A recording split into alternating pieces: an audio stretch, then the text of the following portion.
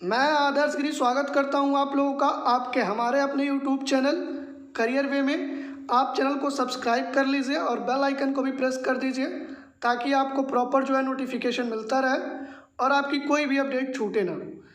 अभी हम पिछली क्लास में विद्युत का एक पार्ट डिस्कस किए हैं, आज हम उसी का दूसरा पार्ट डिस्कस करेंगे। तो चलिए देख लेते हैं। और ये जो 500 MCQ सीरीज़ है वो ऑलमोस्ट कंप्लीट हो चुकी है आप लोगों की, पर ये टॉपिक ख़त्म करने के बाद हम कुछ दूसरा स्टार्ट करेंगे। चलिए आगे बढ़ते हैं। हम पहले 2 प्रश्न करेंगे, उसके बाद हम आज का प्रश्न करेंगे। प्रश्न है आपका, घरेलू विद्युत उपकरणों में प्रयोग की जाने वाली सुरक्षा फ्यूज तार कम डैश धातु से बना होता है। फ्यूज तार में क्या कम होता है? ऑप्शन ए प्रतिरोध कम होता है, ऑप्शन बी मेल्टिंग पॉइंट यानी कि गलनांक कम होता है, ऑप्शन सी स्पेसिफिक ग्रेविटी यानी कि विशिष्ट गुरुत्व कम होता है, ऑप्शन डी कंडक्टेंस कम होता है। तो जो फ्यूज तार होता है उसका गलनांक कम होता है। Option B is the correct answer, जो हम कल डिस्कस किए थे। इसका अगला प्रश्न देखिए, जो कल हम छोड़ के गए थे आप लोगों के लिए कमेंट करके आंसर देने के लिए। प्रश्न है आपका, घर के विद्युत उपकरणों को किस क्रम में जोड़ा जाता है? जो घर के विद्युत उपकरण होते हैं उनको किस क्रम में जोड़ा जाता है? ऑप्शन ए समांतर क्रम, ऑप्शन बी श्रेणी क्रम, ऑप्शन सी दोनों में यानी कि समांतर क्रम और श्रेणी क्रम दोनों में, ऑप्शन डी इनमें से कोई नहीं। तो देखिए, जो घर के विद्युत उपकरण होते हैं उनको जोड़ा जाता है आपका समांतर क्रम में, पैरेलल क्रम, पैरेलल में। ठीक है, पैरेलल कैसे होता है मैं एक बार आपको दिखा देता हूँ ताकि किसी भाई को दिक्कत ना हो। ये देखिए, ये पैरेलल होता है ऐसे। ठीक है, ये R1 मान लीजिए है, ये R2 प्रतिरोध है, ये R3 है। ठीक, R1 R2 R3 क्लियर है। तो इसका जो फॉर्मूला होता है नेट रेजिस्टेंस का वो होता है 1/R1 + 1/R2 + 1/R3। ठीक है, उम्मीद करता हूँ कि आप लोगों को ये पता होगा। चलिए आगे बढ़िए, अगर नहीं पता है तो जब हम न्यूमेरिकल का पार्ट करेंगे तो ये सारी चीज़ें कर लेंगे वहाँ पे। आगे बढ़िए, अगला प्रश्न देखिए। अगला प्रश्न SSC CG 2015 का पूछा हुआ प्रश्न है। फ्यूज तार का डैश होता है? ऑप्शन ए उच्च प्रतिरोध उच्च गलनांक, ऑप्शन बी निम्न प्रतिरोध उच्च गलनांक, ऑप्शन सी निम्न प्रतिरोध निम्न गलनांक, ऑप्शन डी उच्च प्रतिरोध निम्न गलनांक।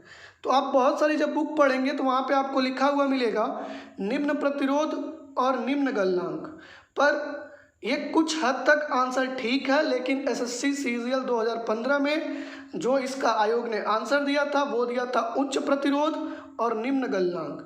तो हमेशा हम इसी को टिक करेंगे जब तक इसके अकॉर्डिंग, आयोग के अकॉर्डिंग दूसरा आंसर नहीं आता है। ये आंसर भी ठीक है, पर कहीं ना कहीं ये कोलैप्स हो जाता है। आयोग ने ये वाला आंसर सही माना है उच्च प्रतिरोध और निम्न गलनांक का, तो हम भी यही मानेंगे। इसके अलावा हम कोई चोंचलेबाजी नहीं करेंगे। ठीक, चलिए आगे बढ़िए, अगला प्रश्न देखते हैं। अगला प्रश्न बहुत ही अच्छा प्रश्न है आपके लिए।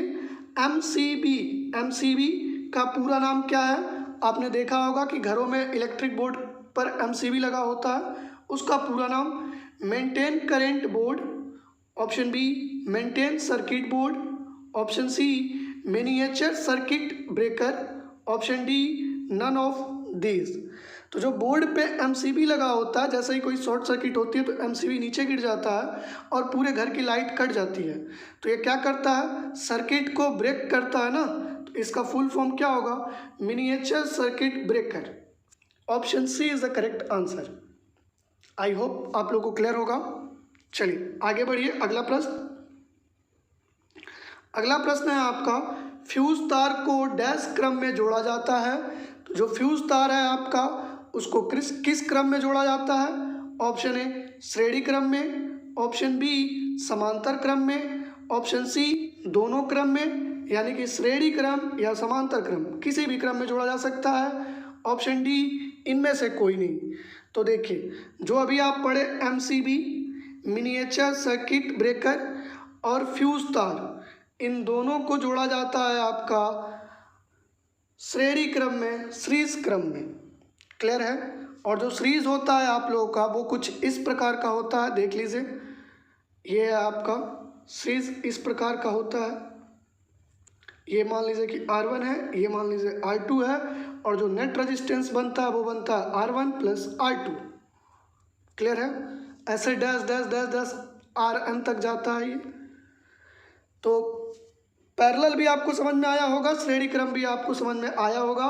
फ्यूज तार को श्रेणी क्रम में लगाते हैं और MCB को भी श्रेणी क्रम में ही लगाते हैं। क्लियर है? चलिए आगे बढ़िए। अगला प्रश्न एक साथ में सारे श्रेणी क्रम यहाँ पे दिखाए जा रहे हैं। श्रेणी क्रम में प्रयोग की जाने वाली उपकरण कौन सी है? तो आपका फ्यूज तार हमने बताया था और MCB बताया था, ये दो। सजावटी लाइट भी आपके श्रेणी क्रम में जोड़ी जाती है और अमीटर भी आपके श्रेणी क्रम में जोड़े जाते हैं। यहाँ पे जो सही आंसर है वो है ये सभी। इस प्रश्न का सिर्फ और सिर्फ यही मोटो है मेरा कि आपको एक बार पता चल जाए कि श्रेणी क्रम में किस उपकरण को जोड़ा जाता है। आई होप कि आप लोगों को ये 4 या 5 नाम क्लियर होंगे। चलिए क्लियर होगा आप लोगों को, तो हम एक बार आगे बढ़ते हैं। अगला प्रश्न देखिए, लेंज का नियम डैश के संरक्षण के कानून का एक परिमाण है। ऑप्शन ए चार्ज के संरक्षण के कानून का एक परिणाम है। ऑप्शन बी गति के संरक्षण के कानून का एक परिणाम है। ऑप्शन सी ऊर्जा के संरक्षण के कानून का एक परिणाम है। ऑप्शन डी द्रव्यमान के संरक्षण के कानून का एक परिणाम है। तो जो यहाँ पे सही आंसर है आपका वो है ऊर्जा। ऊर्जा के संरक्षण के कानून का एक परिणाम है लेंज का नियम। उम्मीद है कि क्लियर होगा आप लोगों को। और ये LP का पूछा हुआ प्रश्न है सेकेंड स्टेज का, तो याद रखिएगा आप लोग। आगे बढ़िए। अगला प्रश्न, समांतर क्रम में प्रयोग की जाने वाली उपकरण कौन है? जो आपका समांतर क्रम है पैरेलल आप लोग को याद होगा। Option A road light parallel में जोड़ी जाती है। ऑप्शन बी घर के उपकरण पैरेलल में जोड़ी जाती है। ऑप्शन सी ए और बी दोनों, रोड लाइट और घर के उपकरण दोनों को जोड़ा जाता है। ऑप्शन डी इनमें से कोई नहीं। तो जो समांतर क्रम में जोड़ी जाती हैं वो जाती हैं रोड लाइट और घर के उपकरण। समांतर क्रम में कौन सी जोड़ी जाती हैं? घर के उपकरण और रोड लाइट को। कन्फ्यूजन कहाँ होती है? सजावटी लाइट में। सजावटी लाइट श्रेणी क्रम में जोड़ी जाती है। तो उम्मीद करता हूँ कि आपको ये दोनों चीज़ें क्लियर होंगी कि समांतर क्रम में रोड लाइट और घर के उपकरण को जोड़ा जाता है। समांतर क्रम में इसलिए जोड़ा जाता है ताकि किसी एक का स्विच जब हम बंद करें तो सिर्फ वही वाला बंद हो, ये नहीं कि कोई और बंद हो जाए सारा। देखिए जैसे हम इसका स्विच ऑफ करेंगे तो सिर्फ ये वाली लाइट बंद होगी, बाकी इन दोनों में लाइट जो है चलती रहेगी। लेकिन अगर ये श्रेणी क्रम में होगा तो अगर एक जगह से स्विच बंद कर देंगे यहाँ से तो बाकी जगह भी लाइट नहीं पहुँचेगी। तो इस तरीके से भी याद कर सकते हैं कि अगर पूरे सर्किट में या पूरे घर में अगर लाइट बंद करना है तो किस में होना चाहिए? श्रेणी क्रम में। श्रेणी क्रम में अगर जोड़ देंगे तो घर के सारे लाइट बंद हो जाएंगे एक स्विच बंद करने से। लेकिन ऐसा तो करना नहीं है हमको। हम चाहते हैं कि सिर्फ फैन बंद करें तो फैन बंद हो। तो किस में जोड़ना पड़ेगा हमको? समांतर क्रम में जोड़ना पड़ेगा। इस आइडिया से या तरीके से भी याद रख सकते हैं आप लोग, तो क्लियर होगा ये दोनों बातें। आगे बढ़िए। अगला प्रश्न, ये भी SSC में पूछा हुआ प्रश्न है और ये रास में भी पूछा हुआ प्रश्न है, तो याद रखिएगा। एक बार देखते हैं प्रश्न क्या है। निम्न में से कौन सा प्राथमिक सेल का उदाहरण है? तो सिर्फ और सिर्फ प्राथमिक सेल का उदाहरण पूछा जा रहा। ऑप्शन ए शुष्क cell, option B Daniell cell, option C बोल्टीय सेल, ऑप्शन डी ये सभी। तो देखिए जो सेल है आपका प्राथमिक सेल, ये शुष्क सेल भी प्राथमिक सेल का उदाहरण है, डेनियल सेल भी है, बोल्टी सेल भी है। तो जो यहाँ पे आपका सही आंसर होगा वो होगा ऑप्शन डी ये सभी। प्राथमिक सेल वो सेल होता है ना जो एक बार चार्ज करने के एक बार ही काम में आता है, दोबारा वो चार्ज नहीं होता है। ये सेल है सिर्फ एक बार यूज़ होगा, उसके बाद ये दोबारा यूज़ नहीं होता है। ये क्या करता है? केमिकल एनर्जी को इलेक्ट्रिकल एनर्जी में चेंज करता है। केमिकल एनर्जी को इलेक्ट्रिकल एनर्जी में चेंज करता है। याद रखिएगा ये बातें भी। क्लियर होगी? आगे बढ़ते हैं। अगला प्रश्न देखिए। अगला प्रश्न है आपका, निम्न में से कौन सा सामान्य उपकरण म्यूचुअल प्रेरण यानी कि म्यूचुअल इंडक्शन के सिद्धांत के आधार पर काम करता है? Option A tubelight, option B transformer, option C photodiode, option D none of these, इनमें से कोई नहीं। तो जो म्यूचुअल इंडक्शन के सिद्धांत पर कार्य करता है वो है आपका transformer. Option B is the correct answer. अब इसी का एक दूसरा रूप देख लीजिए, इसी प्रश्न का एक दूसरा रूप, ये देखिए, ट्रांसफार्मर का कौन सा कथन गलत है? ऑप्शन ए, यह अन्योन सिद्धांत पर कार्य करता है। ऑप्शन बी, यह वोल्टता को नियंत्रित करता है। ऑप्शन सी, यह ऊर्जा के संरक्षण के नियम पर कार्य करता है। ऑप्शन डी, इनमें से कोई नहीं। तो जो म्यूचुअल इंडक्शन है उसी का दूसरा नाम अन्योन सिद्धांत होगा। पेपर में ये वाला ऑप्शन देकर एक बार प्रश्न पूछा गया है रेलवे में। दूसरी चीज, यह वोल्टता को नियंत्रित करता है। किसकी वोल्टता को? एसी की वोल्टता, यानी कि प्रत्यावर्ती धारा की वोल्टता को नियंत्रित करता है। ये ऑप्शन भी ठीक है, दोनों ऑप्शन। ऑप्शन सी, यह ऊर्जा के संरक्षण के नियम पर कार्य करता है, ये भी ठीक है। तो जो यहाँ पे आपका सही आंसर होगा, इनमें से कोई नहीं, सारे कथन सही हैं। तो जो गलत है कौन है? इनमें से कोई नहीं। क्लियर है आप लोगों को? उम्मीद करता हूँ कि आप लोगों को ट्रांसफार्मर से 3 या 4 बातें क्लियर होंगी। इस तरह के प्रश्न कराने का ये मतलब है कि एक साथ आपको 4 से 5 आंसर किसी एक परमानेंट वर्ड के मिल जाएं। जैसे कि ट्रांसफार्मर के आपको 4 से 5 लाइनें मिल गई, जिससे आप इन चीज़ों को कोरिलेट करके याद रख पाएंगे। आगे बढ़िए, अगला प्रश्न देखते हैं। ट्रांसफार्मर कितने प्रकार के होते हैं? अगला प्रश्न है आपका, ट्रांसफार्मर कितने प्रकार के होते हैं? ऑप्शन ए 3 प्रकार के होते हैं। ऑप्शन ए बी 1 प्रकार के होते हैं। ऑप्शन सी 2 प्रकार के होते हैं। ऑप्शन डी 4 प्रकार के होते हैं। तो जो ट्रांसफार्मर होते हैं वो 2 प्रकार के होते हैं, step up and step down. चलिए अगले पिपटी में देख लीजिए आप इसको। ट्रांसफार्मर 2 प्रकार के होते हैं। पहला ऊंचाई ट्रांसफार्मर स्टेप अप, दूसरा अपचाई ट्रांसफार्मर स्टेप डाउन। जो स्टेप अप है वो क्या करता है? लो वोल्टेज को हाई वोल्टेज में बनाता है। अप का मतलब समझ में आ रहा होगा कि ऊपर उठाना। ये 220 वोल्ट की करंट को 440 वोल्ट का बना देता है। अपचाई ट्रांसफार्मर क्या करता है? हाई वोल्टेज को लो वोल्टेज बनाता है। डाउन से आपको पता चलता होगा नीचे, यानी कि 440 वोल्ट की करंट को 220 वोल्ट की बना देता है। आपको ये दोनों ट्रांसफार्मर क्लियर होंगे। चलिए आगे बढ़िए। अगला प्रश्न, आपने घरों में देखा होगा कि स्टेबलाइजर का यूज होता है। इसमें किस प्रकार का ट्रांसफार्मर होता है? ऑप्शन ए ऊंचाई ट्रांसफार्मर, ऑप्शन बी अपचाई ट्रांसफार्मर, ऑप्शन सी दोनों step up and step down, option D इनमें से कोई नहीं। तो जो स्टेबलाइजर होता है इसमें दोनों प्रकार के ट्रांसफार्मर लगे होते हैं, step up and step down. जब बिजली ज़्यादा होती है तो कम कर देता है, जब ज़्यादा होती है तो जब कम होती है तो वो बढ़ा के आपको देता है। क्लियर है बातें? याद रखिएगा, ये मोस्ट इंपॉर्टेंट प्रश्न है आपके रेलवे के लिए। चलिए आगे बढ़िए, अगला प्रश्न देखिए। अगला प्रश्न बहुत ही शानदार प्रश्न है। ट्रांसफार्मर किसको बदलता है? ऑप्शन ए प्रत्यावर्ती धारा को दिष्ट धारा में, ऑप्शन बी दिष्ट धारा को प्रत्यावर्ती धारा में, ऑप्शन सी दोनों, both A and B, AC को डीसी। देखिए मैं आपको थोड़ा सा शॉर्ट कर देता हूँ। प्रत्यावर्ती धारा को बोलेंगे आप एसी करंट, यानी कि अल्टरनेट करंट, और दिष्ट धारा को बोलेंगे आप डीसी करंट, यानी कि डीसी करंट, यानी कि दिष्ट धारा। एसी करंट मतलब प्रत्यावर्ती धारा, अल्टरनेट करंट और डायरेक्ट करंट। क्लियर है? तो ट्रांसफार्मर क्या करता है? एसी को डीसी में चेंज करता है, या फिर डीसी को एसी में चेंज करता है, या फिर दोनों काम करता है। ऑप्शन डी इनमें से कोई नहीं। कौन सा काम करता है ट्रांसफार्मर? तो जो ट्रांसफार्मर है इनमें से कोई भी काम नहीं करता है। Option D is the correct answer. Yes, option D is the correct answer. ये सिर्फ एसी की वोल्टता को नियंत्रित करता है।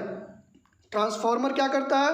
ये सिर्फ और सिर्फ एसी की वोल्टता को नियंत्रित करता है। ऐसा नहीं है कि प्रश्न पूछ लिया एग्जामिनर ने तो कुछ भी आंसर टिक कर दें। ठीक है, तो ये प्रश्न इसीलिए हमने आपके सामने रिप्रेजेंट किया था एक नए डाटा के साथ। चलिए आगे बढ़ते हैं, अगला प्रश्न देखते हैं। प्रत्यावर्ती धारा को दिष्ट धारा में कौन बदलता है, यानी कि एसी करंट को डीसी करंट कौन बनाता है? Option A inverter, option B rectifier, option C ammeter, option D dynamo. तो जो एसी को डीसी बनाता है वो बनाता है कौन? Option B rectifier. और एक प्रश्न यहीं से देख लीजिए कि डीसी को एसी कौन बनाता है? डीसी को एसी कौन बनाता है? तो वो बनाता है आपका इन्वर्टर, इन्वर्टर। ठीक है, दो प्रश्न यहाँ पे हमने आपको बताया कि एसी को डीसी कौन बनाता है? वो बनाता है रेक्टिफायर। और डीसी को एसी कौन बनाता है? तो वो बनाता है आपका इन्वर्टर। क्लियर होगा? चलिए, ये दोनों बातें आपको क्लियर होनी चाहिए। आगे बढ़िए, अगला प्रश्न है आपका, और ये बहुत ही शानदार प्रश्न है।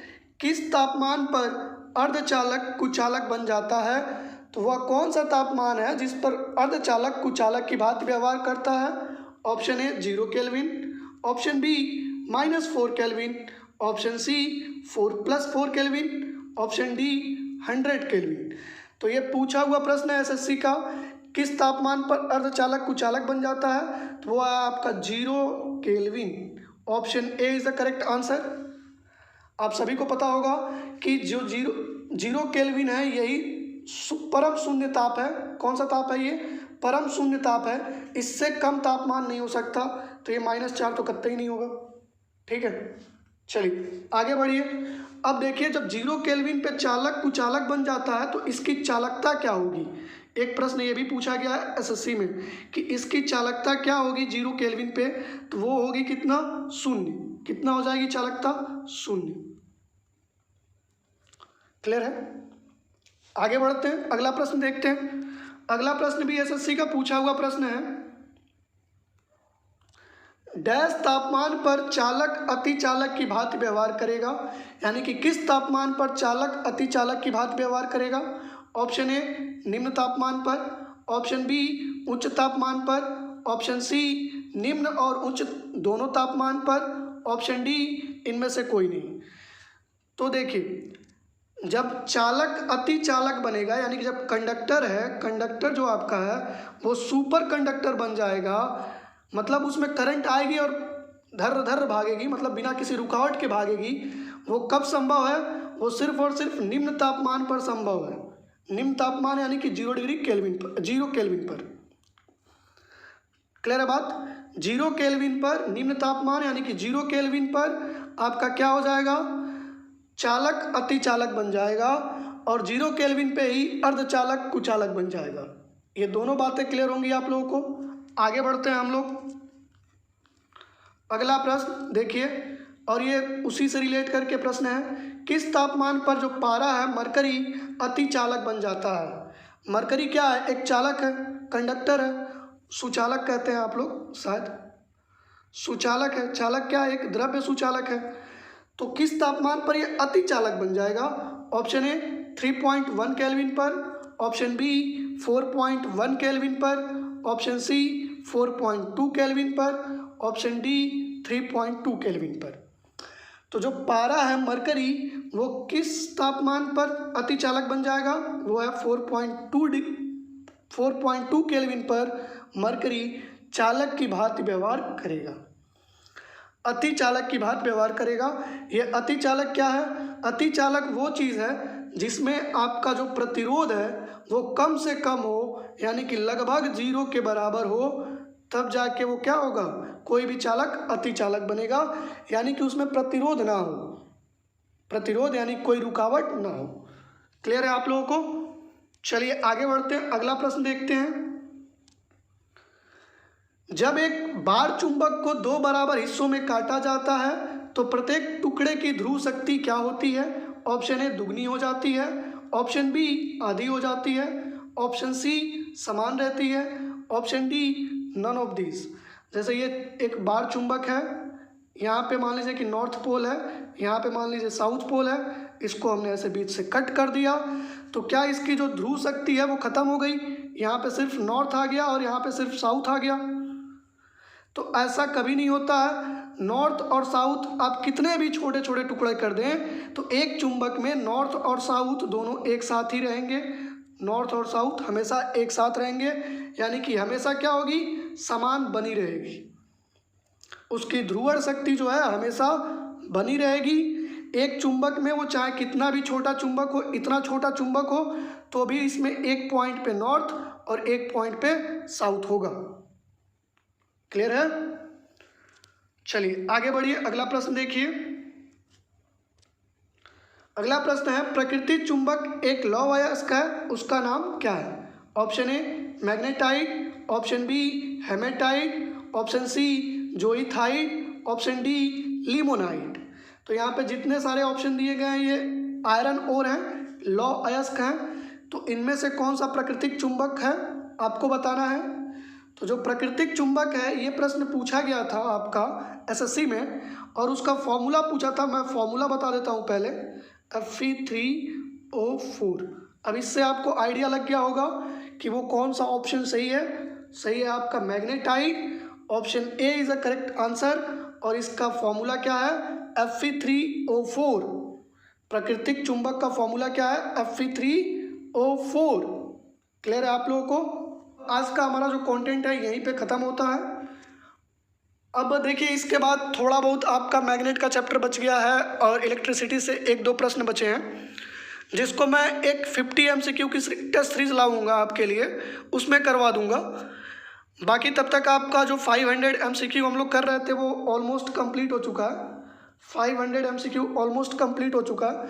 तो इसके बाद हम लोग केमिस्ट्री लेके आ रहे हैं आपके लिए, आपकी सुविधा के लिए, ताकि आपको कुछ केमिस्ट्री के भी कंटेंट मिल जाए, ताकि आप एग्ज़ाम से पहले थोड़ा बहुत प्रिपरेशन करते रहें। और इन सभी चीज़ों के लिए, जैसे कि आज जो हमने कराया है, कल जो हमने कराया है, इसका PDF या फिर क्यूज़ के लिए आप हमारे टेलीग्राम चैनल करियर वे को ज्वाइन कर लीजिए। लिंक डिस्क्रिप्शन बॉक्स में है, वहाँ से जाके हमारे साथ जुड़ जाइए। और वहाँ पे आपका कोई डाउट हो तो वो भी भेज सकते हैं, हम उसका सॉल्यूशन देंगे। वहाँ और भी बहुत सारे बच्चे हैं जो आपको सॉल्यूशन दे सकते हैं। तो आपको हमारे साथ टेलीग्राम चैनल पे ज़रूर जुड़ना चाहिए, ताकि वहाँ पे जो भी चीज़ें मिल रही हैं, आपको PDF मिल रहा है, क्यूज़ मिल रहा है, तो उसका फ़ायदा उठाएं। तो मुझे उम्मीद है कि आपको मेरी बातें समझ में आ रही होंगी और आपको क्लास अच्छा लगा होगा। अगर क्लास अच्छा लगा है तो एक लाइक भी करिए, चैनल को सब्सक्राइब करिए और वीडियो को शेयर करिए। तब तक के लिए बाय बाय, टेक केयर।